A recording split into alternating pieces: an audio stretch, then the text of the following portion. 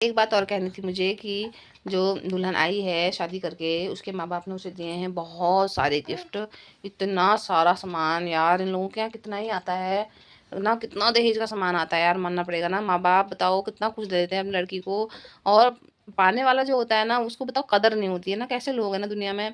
और अगर हस्बैंड सही मिल गए, परिवार अच्छा मिल गया तो सही है, नहीं मिला तो ज़िंदगी भर बेचारी परेशानी रहती है कि तूने दिया क्या है। कई बार ऐसे भी बोल देते हैं कि तेरे माँ बाप ने क्या दिया क्या दिया। यार अपनी लड़की दे दी, अपने कलेजे का टुकड़ा दे दिया, और क्या ही देंगे तुमको बताओ। सामान ज़्यादा इंपॉर्टेंट, तुम कमा किस ले रहे हो यार। तुम जॉब कर रहे हो, और जो एक आदमी की बात मैं कर रही हूँ कमा रहा है, और उसके बाद तुम ये उम्मीद करते हो कि लड़की को दे दी, सामने इतना सामान दे दिया, उसके बाद क्या दिया कहते हैं ना कुछ लोग।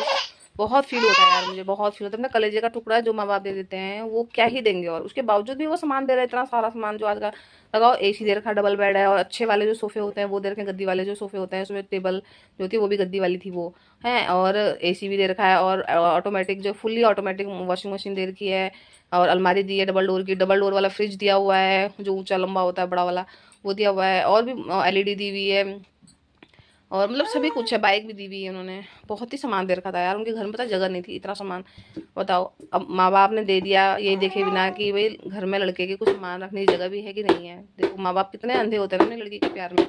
इतना सामान दे रखा है, ये भी नहीं देखा है कि घर में जगह भी है नहीं है। उनके घर में इतनी जगह नहीं थी, उन्होंने कहाँ कहाँ रखना पड़ा, सामान इधर उधर रखना पड़ गया है। और फिर उसके बावजूद भी तुम्हारी इतनी हैसियत नहीं कि तुम सामान रख सको। बताओ, अगले ने सामान दे दिया इतना भर के हैं, और फिर कहोगे लड़के ने दिया क्या है, क्या लाई है तो अपने मायके से, क्या लाई है मायके से बताओ। एक लड़की भी आई है परमानेंट, तुम्हारा परिवार चलाने के लिए, तुम्हारा वंश चलाने के लिए लड़की आ रही है। अभी आगे जाके फिर कल को बच्चे होते हैं, शरीर का इतना ज़्यादा डेप्रिसिएशन होता है, इतनी हालत ख़राब होती है, उसमें भी लड़की हो गई लड़का हो गया, इस बात का ड्रामा अलग मचा रहता है। क्या ही करें ना, दुनिया का जो ये समाज है ना, इसके माइंड को कभी तुम सेट नहीं कर पाओगे, बदल नहीं सकते हो इस सोच को तुम। क्या ही कहें, चलो कुछ नहीं कह सकते हैं इस बारे में। ये तो एक ऐसा सवाल है जिसका कोई आंसर नहीं है। एनीवे जो जब तक घिस पिट रहा है वो घिसेगा भी पिटेगा भी, और जो समझ गया तो वो समझ ही रहा है। वो तब से समझ ही रहे हैं जो लोग, जब से ये दहेज का लेन देन चल रहा है।